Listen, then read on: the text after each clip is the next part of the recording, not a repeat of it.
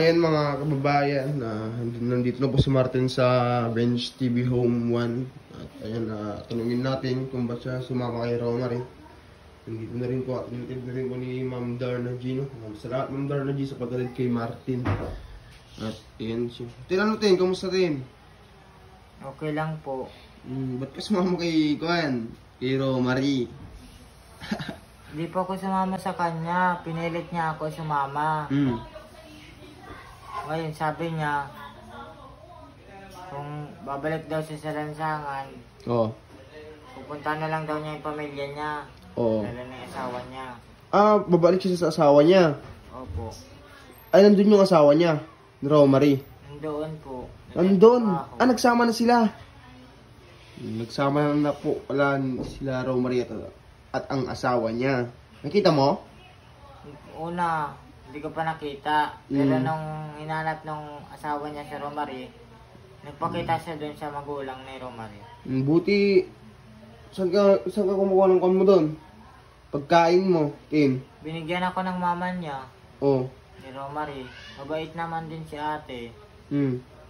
Tinutulungan naman din ako. Kaya nga gusto ng mama niya, ayaw ng pabigat kasi gusto niya. Kaya ako sumama kay Romary. Gusto ko rin kasi maghanap po ng trabaho. Trabaho na? Saan ka magkatrabaho naman? Gusto ko siya ko ipasok ng asawa ni Romary sa yung building. Building? Hindi basta-basta yun, Tin. Kailangan ko yun. Hindi basta-basta yung ganun. Sa welding. Nag-welding din ako eh. Hindi basta-basta yan, Tin. Mahirap na trabaho yan. Dapat, Tin, konti. Hindi ka sumama kay Romary. Malayo yun, no? Tin, no? Malayo po. Diba? Malayo. Hindi dito, Tin. Saan naman kayo, saan kayo kumuha ng pera? Namasahin nyo doon, papunta doon sa Mandaluyong. Mandaluyong ba yun, Tin? Hindi po. San Isidro. San Isidro? San Isidro, Tanay. Tanay Rizal. Layo. Bundok yun, di ba? Opo. Bundok yun eh. Ba't kasi sumama ka doon? Dapat... Kasi kung pinabayaan ko si Romary, baka sabihin niya anong oras yung malis dito, Tin? Alas 3. Ng umaga? Hapon. Ng hapon? Bago maggabi. Saan kayo kumuha ng pera pang masahin nyo? Papunta doon sa Isidro? Nanghihingi siya. Hanggang sa dumami yung pera niya, tapos nakapag-ipon siya, tapos ang ginawa niya, pinamasahin niya, sumama na lang ako. Ikaw, pinamasahin ka niya? Opo. Basta tsaka Japan sinakyan namin. Then may nagalit pa sa kanya na na jeep na sinakyan namin. Bakit? Yung una, hindi kasi siya nagbayad. Kasi nagbayad? Inaway pa ni Romary yung driver ng jeep. Tapos naglakad ulit kami hanggang sa nakarating kami dun sa kanila. Sumakay kami ng jeep tapos si bus. Kaya pala, buti may nagkan sa'yo, nandito ka ni Ma'am Darna G. Pinuntahan ka doon? Opo, dahil may nag-contact po rin kay Darna G na nandun ka? Nandun kami. Hanggang sa nalaman nga yung address.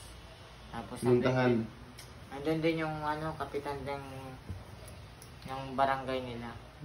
Nakakuha ka na ng mga kwan mo, ang kapogi Saan galing yan, Tin? Binili po ni nung asawa ni Darna G. Binigay sa'yo? Opo. Saan na?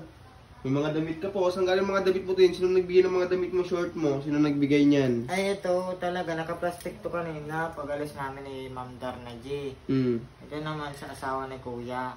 Binigay sa'yo. Mama ni Romary. Sa next na continue, huwag kang sasama, ha? Pasensya na po. Hindi ko na po ulitin. Huwag mo nang ulitin talaga, no? Pero si Romary din na daw makakabalik yata kasi... Alam mo si Romary, kung ayaw niyang bumalik talaga, wag na. Nasa kanya na yun. Kung talagang ayaw niyang bumalik na dito. Gusto nga niya daw paano yung gamot niya pa-drop eh. Gusto daw niya ipag-drop. Yung gamot niya. Tsaka yung gamit niya na naiwan daw dito. Ba't kasi siya umalis si Romary? Ay, kailangan ng gamot. Nagalit nga yung mama niya. Yung Ay, ngayon, hindi na umiinom ng gamot yun, no? Hindi na umiinom. Wala na po.